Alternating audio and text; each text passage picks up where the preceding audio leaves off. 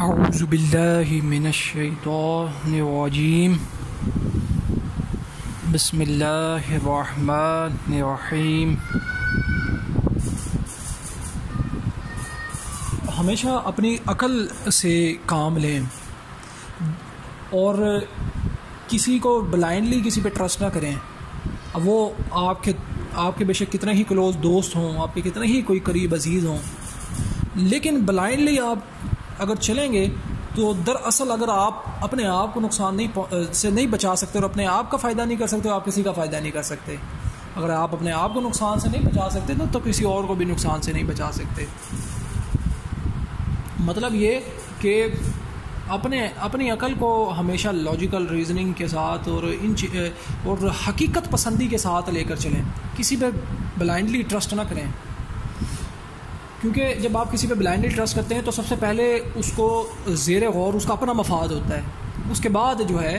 وہ آپ کا سوچ سکتا ہے۔ تو کیونکہ شیطانیت زیادہ ہے، گمراہی زیادہ ہے، لوگوں شیطان کی پیروی زیادہ کرتے ہیں، تو اس کی وجہ سے کیا ہے کہ آپ کا نقصان ہو سکتا ہے۔ مثال دیتا ہوں، ایک عام مثالوں کی طرح سمجھانے کی کوشش کرتا ہوں میں کہ کبھی اگر باہر کے ملک جانا ہوتا ہے لوگوں کا نوکری کے سلسلے میں، جاب کے سلسلے میں، جو ایجنٹس ہوتے ہیں تو وہ ان کو پیسے دیتے ہیں، وہ سمجھ رہے ہوتے ہیں کہ یہ ہماری خیر خواہی کریں گے، یہ ہمارے لیے بہتری کا سبب کریں گے، لیکن کیا ہوتا ہے دراصل وہی ایجنٹ ان کو پھنسا رہے ہوتے ہیں۔ وہ ان کا مفاد ان کو اپنا مفاد ہوتا ہے زیر غور، تو وہ کیا کرتے ہیں زیادہ تر کیسز میں کیا ہوتا ہے کہ وہی ایجنٹ ان کو پھنسا رہے ہوتے ہیں، جو ان کو بتا رہے ہوتے ہیں کہ جی فلاں کمپنی میں آپ کی بہترین جاب آپ کی مل رہی ہے، تو دراصل ہوتا اس کے برعکس ہے، ہوتا اس طرح نہیں ہے جو ان کو وہ چیزیں بتا رہے ہوتے ہیں، اور وہ جا کے پھنس جاتے ہیں، پیسے اپنے ڈبا بیٹھتے ہیں، اپنے آپ کو مشکل میں ڈال بیٹھتے ہیں، کیونکہ وہ کیا کرتے ہیں عقل کو استعمال نہیں کر رہے ہوتے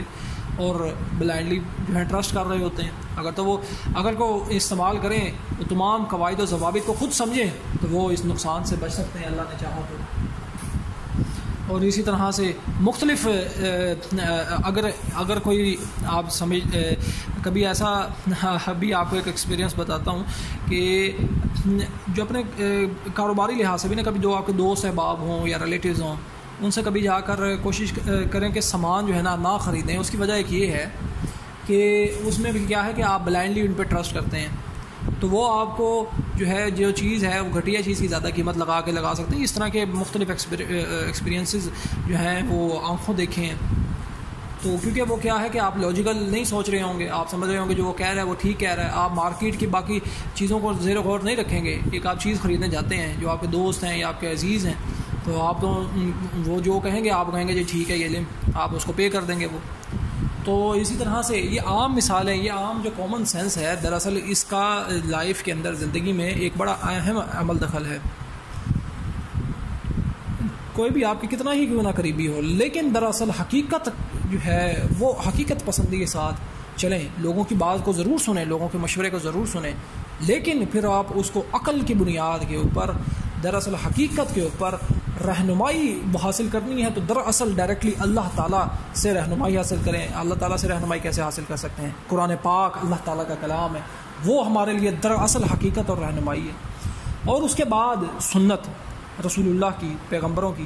اور اس کے بعد جو سائنٹیفک فیکٹس ہیں، یہ بھی اللہ تعالیٰ کی قوانین، اللہ تعالیٰ کی جو اللہ تعالیٰ نے جو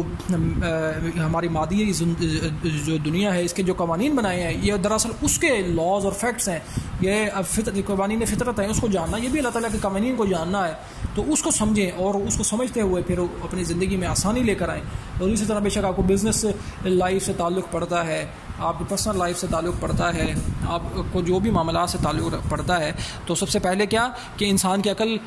بھی غلطی کا شکار ہو سکتی ہے، انسان کا تجربہ بھی غلطی کا شکار ہو سکتا ہے، تو اس کو رہنمائی لینی ہے دراصل حقیقت سے۔ دراصل بہترین چیز ہے وہ کیا ہے؟ اللہ تعالیٰ کی رہنمائی، وہ ہے اللہ تعالیٰ کا قرآن، اور اس کے بعد سنت، اور اس کے بعد جو اللہ تعالیٰ کی قوانین فطرت ہیں، انسان کوشش کے ذریعے سے اس کو سمجھتا ہے، جو کہ سائنس کی جتنی فیلڈز ہیں، اب وہ جو چیز اسٹیبلشڈ ہو جاتی ہے فیکٹس کے طور پہ، آپ وہ اس کو سمجھیں اپنی عقل کی بنیاد کے اوپر، کیونکہ اللہ تعالیٰ نے اتنی بڑی صلاحیت، اتنی بڑی نعمت عقل دی ہے، تو ہمارے سے یہ مواخذہ ہو سکتا ہے کہ عقل اللہ تعالیٰ نے ہمیں دیا، ہم نے اس کو استعمال نہیں کیا، کیوں نہیں کیا؟ اسی طرح سے اگر ہم اس کو اگر دین کے اندر لے آئیں اس چیز کو ہم دین کے اندر سمجھیں تو جو دین اسلام میں بھی کتنے فرقے جو ہیں وہ اپنا بنے، اور لوگ کتنا ہی بلائنڈلی فالو اور ٹرسٹ کرتے ہیں فرقوں کو، کہ اس کی کیا وجہ ہے؟ اس کی ایک بڑی اہم وجہ یہ ہے کہ لوگ بلائنڈلی ٹرسٹ کر رہے ہوتے ہیں اپنے رشتہ داروں کو،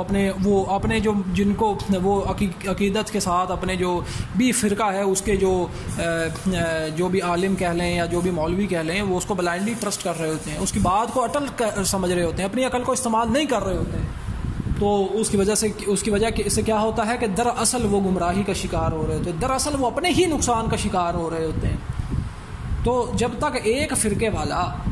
جب اپنی عقل کو استعمال نہیں کرے گا اور ڈائریکٹلی قرآن اور صحیح حدیث اور سنت کو خود نہیں پڑھے گا اور سمجھے گا نہیں، تو وہ تو جو ہے وہ اپنے فرقے سے کیسے نکل سکے گا؟ وہ فرقہ واریت میں سے کیسے نکل سکے گا جب تک وہ قرآن پاک میں یہ نہیں پڑھے گا کہ اللہ تعالیٰ فرماتا ہے قرآن پاک میں، اللہ تعالیٰ کمی پیشی معاف فرمائے، مفہوم عرض کرتا ہوں کہ اللہ تعالیٰ کی رسی کو مضبوطی سے تھامے رکھو اور تفرقوں میں نہ پڑھو۔ تو اس آیت کے تحت تو جو لوگ اپنے آپ کو مختلف فرقوں کے اندر بانٹتے ہیں اور کہتے ہیں کہ ہم یہ فرقے سے ہیں یا یہ فرقے سے ہیں، تو وہ تو اللہ تعالیٰ کے حکم کی نافرمانی کر رہے ہیں، کیونکہ اللہ تعالیٰ نے تو ہمیں فرمایا ہے کہ اللہ کی رسی کو مضبوطی سے تھامے رکھو اور تفرقوں میں نہ پڑھو۔ تو جب وہ انسان اپنی عقل کو صحیح ڈائریکشن میں استعمال کرے گا، نیوٹرل ہو کے صحیح حق کو سمجھنے کی کوشش کرے گا، تو دراصل اس کی زندگی کے معاملات بھی آسان ہوں گے، اس کی آخرت کے لیے جو رہنمائی چاہیے وہ بھی اس کے لیے انشاءاللہ عز و جل اس کے علم اور اس کے عقل کے اندر اللہ تعالیٰ وسعت عطا فرمائے گا، اور انشاءاللہ اس کے عمل بھی بہترین ہوں گے، اور انشاءاللہ دنیا اور آخرت میں بہترین خیر و بھلائی ملے گی اللہ نے چاہا تو خدارہ جو ہے اپنے عقل کے ساتھ کام لیجئے۔ میرے منہ سے اگر کوئی غلط بات نکلی تو اللہ تعالیٰ مجھے معاف فرمائے، اور جو میں نے صحیح باتیں کی اللہ تعالیٰ اس کو سمجھنے کی اور اس پہ عمل کرنے کی توفیق عطا فرمائے۔ اللہ تعالیٰ قرآن اور سنت اور صحیح حدیث کو سمجھنے کی اور اس پر صحیح طرح عمل کرنے کی توفیق عطا فرمائے، دنیا و آخرت کی بہترین خیر و بھلائی اور بہترین کامیابیاں عطا فرمائے، آمین۔ اللہ حافظ۔